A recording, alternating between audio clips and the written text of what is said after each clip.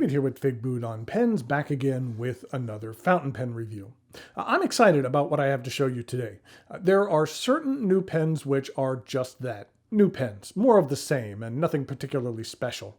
But then there are other new pens which bring something new to the table, something to make you take notice and draws your interest. It's one of those pens I have for you today. And it's a pen that I've found myself drawn to. It is a brand new pen from the Japanese brand Wancher, and it is the Sekai Tsugaru Urushi. What I'm going to do today is go over the parts and features of the Sekai Tsugaru Urushi, talk about what I care for and what I don't care for about it. I'll show some measurements, size comparisons, and provide a writing sample. Thanks go out to the good folks at Wancher for providing this pen for review. The pen arrives in this standard Wancher softwood box with a picture of Mount Fuji on the lid. Inside, there are a couple of ink cartridges in this cute little package. The certificate of authenticity is in this neat little scroll. Let me see if I can actually show it here. It has the certificate of authenticity and some interesting information about the techniques used to create this unique pen. And then, inside the box, we have this nice sleeve.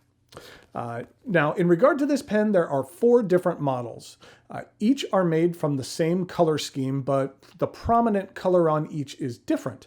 There is the Kuro age, which is mainly black. Then there is the Midori age, which is green. There is the Aka age, which is red. And the Ro age, which is a brownish red. And which of those do I have? It is the Ro edge. This pen looks amazing. It is very eye-catching. When I first saw pictures of this pen, I had a fear that in person it was going to look very kind of camouflage-esque, but once I had it in my possession, I don't get that feeling at all. I've mentioned this before, but when I attend pen shows, I typically will carry a pen on me that I feel is really interesting and kind of has a high cool factor. So when I speak with friends or meet new people, then it's a pen I could pull out and have them check out. Kind of a conversation starter. This would be a pen I would definitely carry with me at a pen show in order to share. It's really attention grabbing. The name of this collection, Shigaru, refers to lacquerware that is made in Shigaru, a city in the northeast portion of Japan. The technique is said to be one of the most skill-intensive Urushi techniques.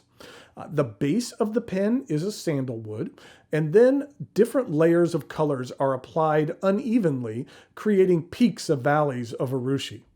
Several months later, after the Urushi has dried, the artisan will then polish the pen to an even surface, and the final product is what you see here. It's pretty cool. The entire process takes 6 to 7 months and is totally done by hand. Now, I will say that in taking a very close look at this pen, there are several places where you can see what I will call grind marks or polishing marks in the color. Now, I am unsure whether that is typical of this Urushi technique. While up close, I don't particularly care for those marks. I will say that with a naked eye, I cannot see them at all. They were only noticeable to me when I was using an extreme macro lens to get close pictures. So I would basically consider them to be unnoticeable, unless you get out a magnifying glass. The end of this cap is flat with a slightly rounded edge. The barrel is straight and it is clipless. Then there is a medium-sized step down to the barrel. The barrel is straight for about 1 inch and then tapers down at an even angle until you reach the end, which is flat like the cap. The cap unscrews with 1.5 rotations, and underneath we have this number 6 Yovo stainless steel nib. The pen comes stock with a stainless steel Yovo nib. For an additional fee, you can get one which is gold-plated, like the one I have here, or two-toned. And for an additional $130, you can have it come with Wancher's own 18-karat gold nib, which I have tested and found that it performs very well. The standard stainless steel nib is available in extra fine, fine, medium, and broad. And here's a look at the plastic feed. For an additional fee, you can actually have this pen fitted with an ebonite feed, either in black or red. The section begins with a slight flare and has the same Urushi technique as the barrel and cap. I feel that was a wise decision. I like having the pattern continue rather than having the section look different. I think it makes it look more complete rather than a generic section or a black section affixed to a well-adorned pen. The section is a bit on the narrow side of my personal taste, but I still very much find it usable and comfortable. I don't find the smooth lacquer finish to be slick. You can maintain a decent grip. And while this pen isn't the longest, I do find it to be comfortable in the hand. The cap does post, and it does post somewhat securely, though I don't recommend posting Urushi pens. While I have never personally experienced any issues with a cap damaging an Urushi barrel, I've always been afraid that it could, and I've heard other experts warn against doing so, so I would not recommend it. This is a cartridge converter pen. I mentioned before that it did come with 2 standard international cartridges, and a converter is provided as well. The Wancher Sekai Tsugaru Urushi sells for $450 on the Wancher site. I'll put a link in the notes below where you can check it out, as well as the other unique models in this series. While that is not an inexpensive price, I am impressed with this pen. Would I have liked to seen it come with a gold nib for that price? Sure. It's on the high end of my perceived valuation, but not overpriced for the level of performance and uniqueness that you receive with this pen. I enjoy pens that are unlike anything else in my collection, and this pen is certainly that. Over the last year or so, Wancher has really released a number of pens that I care for a great deal, like the Kiei Urushi, which was the one with the leaf on it, and the Japan Blue, which was the hammered metal collaboration with Sailor, and then the Dream Pen models have been great as well. And I would most certainly add the Sekai Tsugaru to this list as well. There are certain pens that just make you smile a bit more than normal when using them, and for me, this has become one of those pens.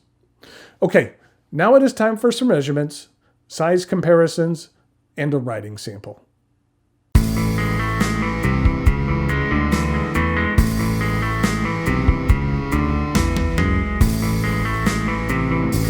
Here we go with some size comparisons for the Wancher Sekai Tsugaru Urushi Row Age. Here it is with another one of the Wancher models. This one is the one that's in sandalwood with more of a clear Urushi, and this pen is a little bit less than the Tsugaru. And then a couple of other Wancher pens that I mentioned recently, which was the Kiei Urushi, which I just love with this leaf on here. And this is the Dream Pen size and shape. And then finally, here is the Wancher Japan Blue, which was a partnership between Wancher and Sailor. And speaking of Sailor, here are 3 Sailor pens. This is a 1911 large. Then here is a Pro Gear. And here it is with a Pro Gear Slim. In regard to some uncapped comparisons, here it is with the Kiei Urushi, which, like I said, is pretty much the Dream Pen shape. Here it is with a Sailor Pro Gear, and here it is with the Sailor 1911 large.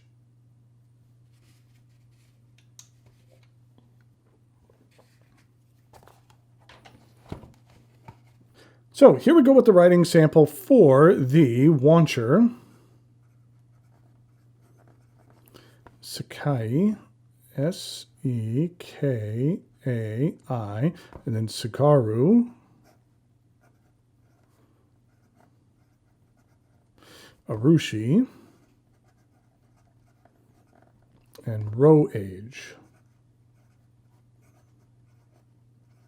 This is a medium stainless steel nib, and the ink I'm using today is Diamine Red Dragon.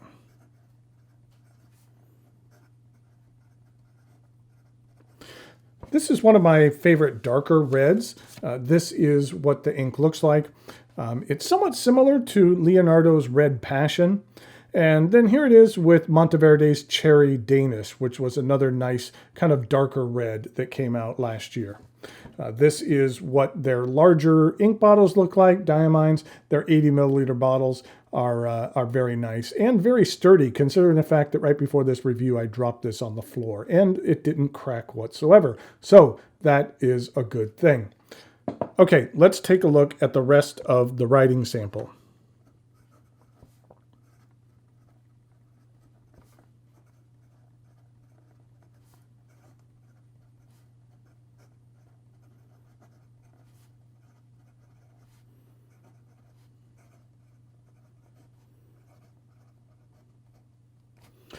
I find this Yovo nib to be very nice, that it's nicely polished and fairly smooth. I will say that it's more on the Western side of medium than it is on the Japanese side of medium.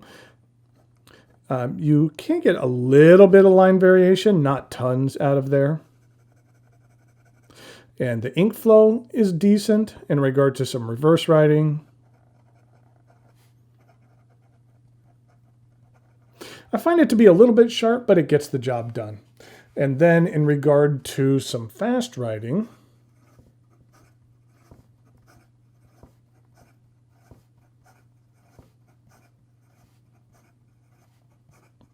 the feed has no issue in keeping up.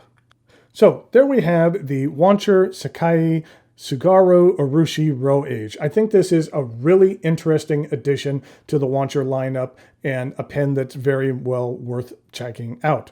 So until next time, thanks for watching, and I'll talk to you later.